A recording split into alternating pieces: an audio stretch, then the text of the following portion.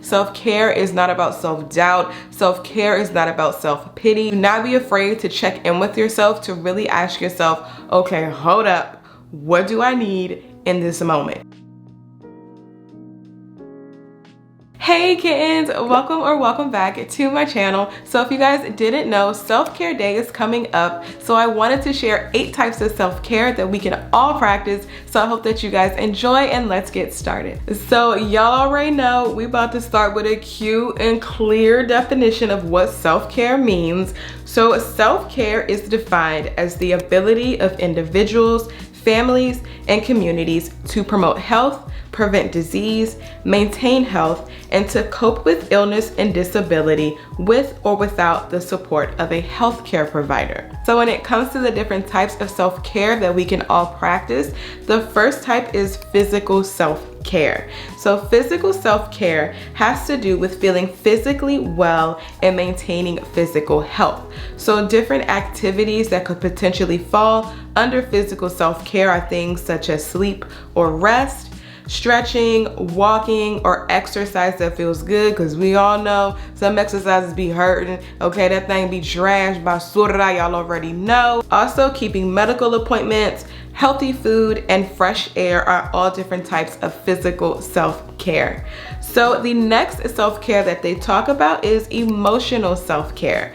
So this type of self-care has to do with attending to your emotions, finding empathy and self-compassion, and seeking help when needed. So some activities that could fall under emotional self-care can include things such as journaling or talking it out with someone. Stress management is another one. Listen to or make music or art. If y'all ain't know, I have a whole Etsy shop called XO Rainbow Co. Go check it out, link is down below.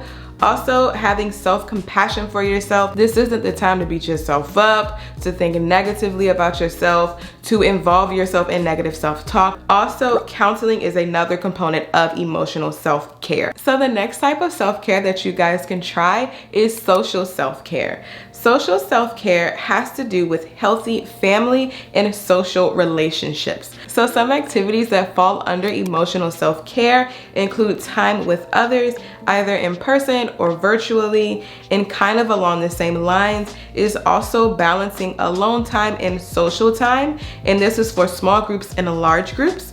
Healthy boundaries is also a part of social self-care, finding out what you would like to do, what you wouldn't like to do, and sticking to your yes or no. Also, positive social media. This is not the time, I repeat, this is not the time to compare yourself. Self-care is not about self-doubt. Self-care is not about self-pity. Self-care is not wanting another person's life or being envious or none of that. So please, y'all, do not go down a social media rabbit hole. And another part of social self-care is asking for help. Just be sure when y'all ask for this help though, it's somebody that you love and that you trust and they got your best interests at heart, because listen, okay?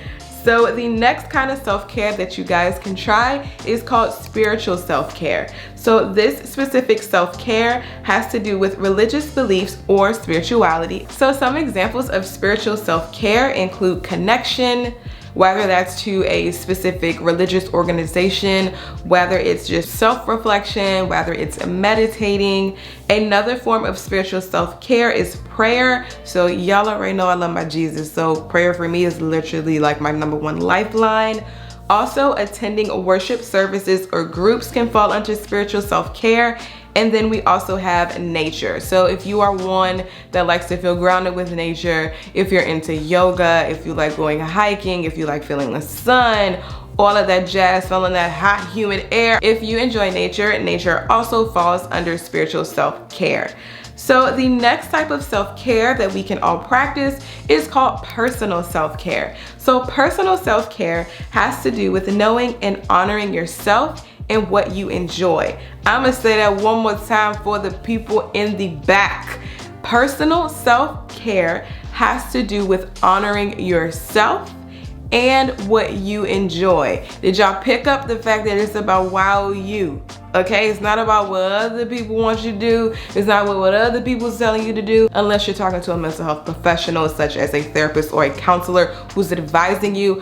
Otherwise, do what's best for you, kittens, okay? So some activities of personal self-care is listening to yourself and getting out of autopilot. What you have to be sure that you do is pay attention to how you're feeling, pay attention to your body, and do not be afraid to check in with yourself to really ask yourself, okay, hold up, what do I need in this moment? Is it alone time? Do I need to check in with a trusted friend? Do I need to journal? Do I need prayer? So the next activity is hobbies. So whether you like singing, whether you like hiking, whether you like drawing, also treating yourself. So whether you want to just treat yourself to a nice cute little fun dessert or a solo movie day. Grandma always tells me you cannot be cheap to yourself. So whatever you want to do, just splurge on yourself. The next kind of activity they have under personal self-care is trying something new. Now I ain't saying just throw yourself into the wolves with trying something new. At least let it be something, again, that you like and that you enjoy.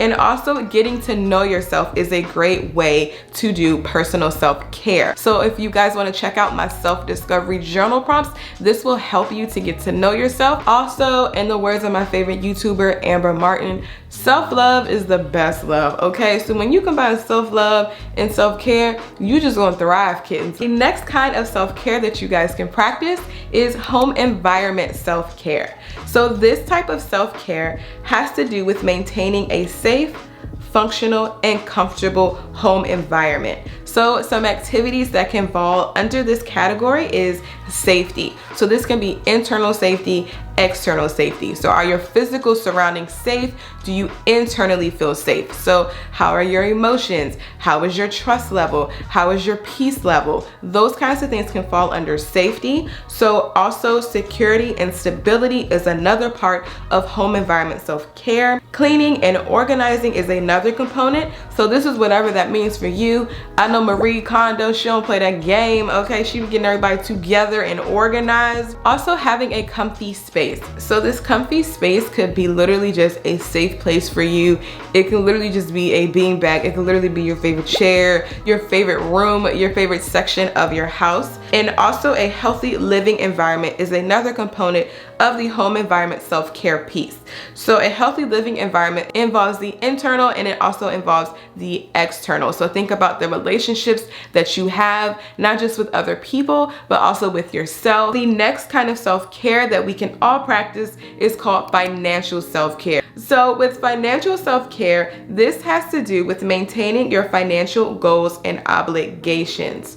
So some examples of financial self-care includes money management and budgeting, saving, seeking help or information. Again, please go with somebody that is licensed and skilled in this area. Don't be just going to your mom and them, okay? You need an actual professional. Also, fun money. So this can be traveling, seeing different countries, actually going on vacation with your friends, going out to eat. But I would encourage you guys to only engage in fun money if you can spare this money. Don't just do it and you're just gonna be broke the next week and you don't know how you're gonna make it. Also, paying your bills is a part of financial self-care. So just being sure that you are diligent with your money and you are telling your money where to go and not the other way around. So the next type of self-care that you guys can practice is called work, school, caregiving, or other responsibilities. So this specific self-care has to do with attending to your needs in the realms of work, school, caregiving, or other responsibilities. So some activities that fall under this specific self-care category are time management, also feeling productive and valued, learning and developing skills, and seeking help when needed. Try not to do it all on your own, kittens. There is no I in team, not to be cliche, but it's so true.